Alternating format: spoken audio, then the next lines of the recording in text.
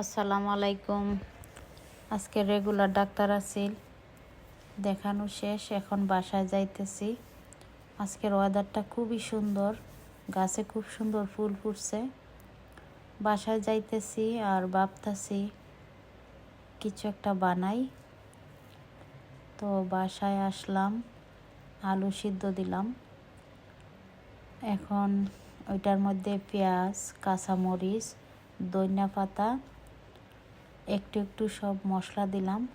হলুদ, মরিচ, ধনিয়া, জিরা, কারি পাউডার, পরিমাণ মতো লবণ দেওয়ার পর সব একসাথে মাখাই নিলাম।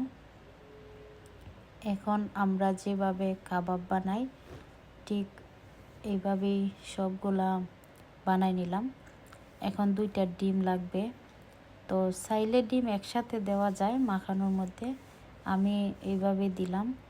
আমার মনে হইলো এইভাবে দিলে কাবাবটা মানে আলু টিকিটা ভাঙে না, সুন্দর থাকে দেখতে, খুব ভালো লাগে।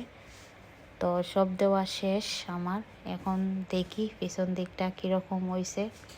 যদি ব্রাউন কালার হয় তাইলে সবগুলা নামাই নিব। তো মাশাল্লাহ সুন্দর কালারই আইছে। এখন আমি সবগুলা নামাই নিতেছি।